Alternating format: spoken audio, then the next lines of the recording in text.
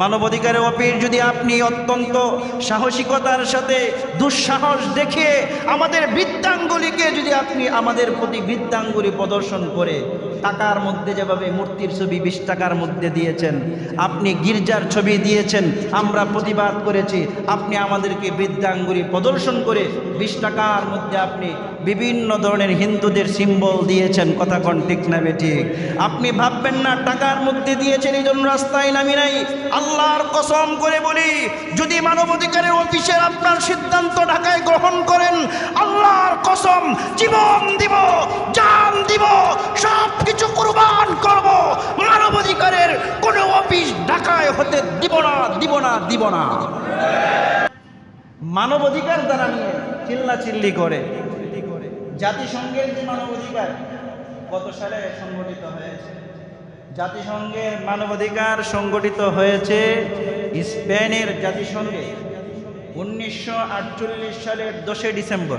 1948 সালের 10 ডিসেম্বর স্পেনের জাতিসংঘে মানবাধিকারের নামে একটি সংগঠন তৈরি হয়েছে, যেখানে basic fundamental rights, basic rights, তারপরে হচ্ছে তার বিভিন্ন ধরনের রাইটস, অর্থাৎ 30টি অনুচ্ছেদে 30টি দাবিদুবা নিয়ে একটা মানবাধিকার সংস্থা তৈরি হয়েছে, যার মাধ্যমে প্রতিটি মানুষের প্রতিটি ক্ষেত্রে মানবাধিকার তৈরি হবে।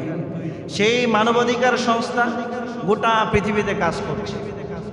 আর মুসলমানরা নিজেদের মানবাধিকার না জেনে পশ্চিমা মানবাধিকার যেটা 1948 সালে তৈরি হয়েছে ওইটার পিছিয়ে ঘুরতেছে। কথা কোন ঠিক না বেঠিক?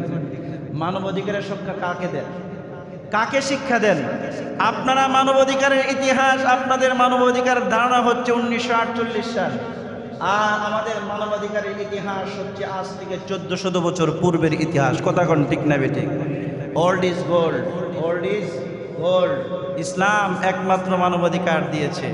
আজকে মানবাধিকারের নামে এই মানবাধিকার সংস্থা জাতিসংঘ যে পরিমাণে দেশ কি দেশ ধ্বংস করেছে, এই পরিমাণে দেশ কি দেশ ধ্বংস আর কেউ কোনোদিন করে নাই। কথা কন ঠিক না বেঠিক? কথা কন না ঠিক না বেঠিক? মানবাধিকারের নামে আফগানিস্তানে এই আমেরিকার বাচ্চারা তারা সেখানে আপনার ক্যান্টনমেন্ট করেছে, সেনাবাহিনী স্থাপন করেছে, মানবাধিকার যেন লঙ্ঘিত না হয়। এই আমেরিকা যেখানে পা বাড়িয়েছে, যেখানে আস্তানা গড়েছে, ওই দেশকে শ্মশানে পরিণত করেছে। কথা কোন ঠিক না বেঠিক? আফগানিস্তান, ইরাক, ইরান, ফিলিস্তিন, চেচনিয়া, বসনিয়া সহ যত রাষ্ট্র বর্তমান মুসলিম নির্যাতিত নিপীড়িত হচ্ছে, সবগুলোর পিছনে জাতিসংঘ আর এই মানবাধিকার সংস্থাগুলোর একমাত্র হাত রয়েছে। কথা কোন ঠিক না বেঠিক? বিশ্বের সবচেয়ে বর্তমানে সন্ত্রাসী গোষ্ঠী, সবচেয়ে বড় জারজ রাষ্ট্র হচ্ছে ইসরায়েল। এই ইসরায়েল আপনার ফিলিস্তিনি মুসলমানদেরকে পাখির মতো গুলি করে মারছে। ব্যবসা প্রতিষ্ঠান, কল কারখানা যা কিছু আছে সব ধ্বংসস্তূপে পরিণত করেছে। জাতিসংঘ চুপ, তারা কোনো কথা বলে না।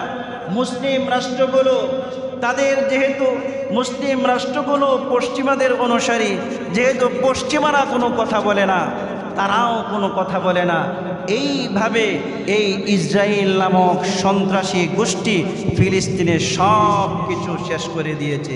ইদানিং বিশ্বের সবচেয়ে বড় সন্ত্রাস ডোনাল্ড ট্রাম্প, সে ক্ষমতায় বসে নেতানিয়াহু, যে কিনা অবৈধ প্রধানমন্ত্রী, অবৈধ রাষ্ট্রের জারজ প্রধানমন্ত্রী, তার হাতে হাত রেখে বলেছে ফিলিস্তিনিদের তো ফিলিস্তিন থেকে অন্য দেশে চলে যাওয়া উচিত। কথা কোন ঠিক না বেঠিক?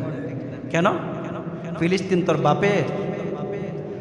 ফিলিস্তিন কি তোমার বাপের? ফিলিস্তিন থেকে ফিলিস্তিনিরা চলে যাবে? ফিলিস্তিনিরা তাদের মাতৃভূমিতে থাকবে, তুমি সেখানে না থাকা দেওয়ার অধিকার তোমাকে কে দিয়েছে? কথা কোন ঠিক না বেঠিক? সেই মানবাধিকারের অফিস আমাদের ঢাকাতেও করতে চায় ইউনূস সরকার। কোথায় করতে চায়? ঢাকাতে করতে চায় মানবাধিকারের অফিস।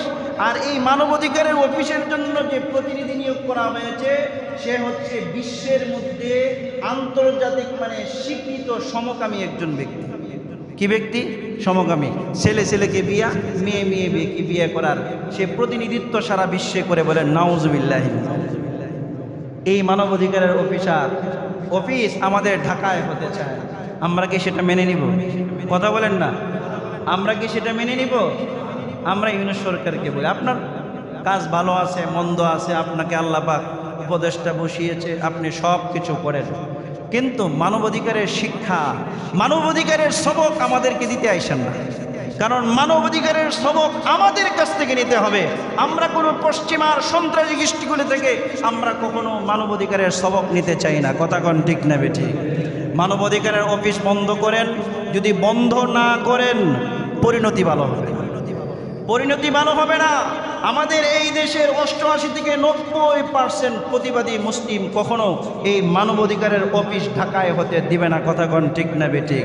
মানবাধিকারের অফিস যদি আপনি অত্যন্ত সাহসিকতার সাথে দুঃসাহস দেখিয়ে আমাদের বৃদ্ধাঙ্গুলিকে যদি আপনি আমাদের প্রতি বৃদ্ধাঙ্গুলি প্রদর্শন করে, টাকার মধ্যে যেভাবে মূর্তির ছবি 20 টাকার মধ্যে দিয়েছেন, আপনি গির্জার ছবি দিয়েছেন, আমরা প্রতিবাদ করেছি, আপনি আমাদেরকে বৃদ্ধাঙ্গুলি প্রদর্শন করে 20 টাকার মধ্যে আপনি বিভিন্ন ধরনের হিন্দুদের সিম্বল দিয়েছেন। কথা কোন ঠিক না বেঠিক? আপনি ভাববেন না টাকার মধ্যে দিয়েছেন এই জন্য রাস্তায় নামি নাই। আল্লাহর কসম করে বলি, যদি মানবাধিকারের অফিসের আপনার সিদ্ধান্ত ঢাকায় গ্রহণ করেন, আল্লাহর কসম জীবন দিব, জান দিব, সব কিছু কুরবান করব, মানবাধিকারের কোনো অফিস ঢাকায় হতে দিব না, দিব না, দিব না। একমাত্র আমরা মানবাধিকারের অফিস এইখানে হতে দিব না। কারণ মানবাধিকার আমাদেরকে শিখাতে হবে না, কারণ এই আমেরিকা যেখানেই মানবাধিকার অফিস করেছে ওই দেশ শেষ। কথা কোন ঠিক না বেঠিক? আমরা আমেরিকার ছায়াতলে থাকতে চাই না, আমরা ইসলামের ছায়াতলে থাকতে চাই। কথা কোন ঠিক না বেঠিক? ইসলামের ছায়াতলে যে ব্যক্তি যতদিন, যে গোষ্ঠী, যে দেশ যত বেশি থাকবে, ওই দেশের উন্নতি তত বেশি হবে। কথা কোন ঠিক না বেঠিক? আফগানিস্তানে দীর্ঘদিন পর্যন্ত তোমরা খেলা দেখাইছো, টি-20 ম্যাচ হয়েছে, ওয়ানডে হয়েছে, টেস্ট ম্যাচ হয়েছে, অনেক কিছু হয়েছে, কিন্তু আল্লাহ পাক যখন আফগানিস্তানের তালেবানদেরকে সাহায্য করেছে, তখন তোমরা বিমানের পিছন পর্যন্ত, বিমানের পিছন ধরেও তোমরা থাকতে পারো নাই। কথা কোন ঠিক না বেঠিক? এই জন্য মুসলিম রাষ্ট্রগুলোতে মানবাধিকার অফিস করার দুঃসাহস দেখিও না, আমরাও সেটা কোনোদিন সহ্য করব না। কথা কোন ঠিক না বেঠিক? তাহলে ভাই সবচেয়ে বেশি মানবাধিকার কে দিয়েছে? জোরে বলেন না কে? মানবাধিকারের জন্য কি আমাদের পশ্চিমাদের কাছে ভিক্ষা করতে হবে? তাদের কাছ থেকে ধার নিতে হবে কোনো কিছু? ইসলামের কি এমন কোনো জিনিস আছে যে অন্য কোনো ধর্মের দিকে আমাদের ধার নিতে হবে? না, ইসলাম হচ্ছে পূর্ণাঙ্গ মানব জীবন বিধান। বলেন না সুবহানাল্লাহ। ইসলাম এটা কোনো শুধু ধর্ম নয়, এটা কোনো মত নয়, এটা হচ্ছে ইসলাম হচ্ছে মানব জীবনের পূর্ণাঙ্গ জীবন বিধান। সে যে সাইডে যাক, যে সেক্টরে থাকুক, যে দিকেই তাকাক, যে অবস্থায় থাকুক, যে সমস্যায় পড়ুক, ইসলাম বলে এর সমাধান আমি আল্লাহ দিয়েছি। বলেন সুবহানাল্লাহ।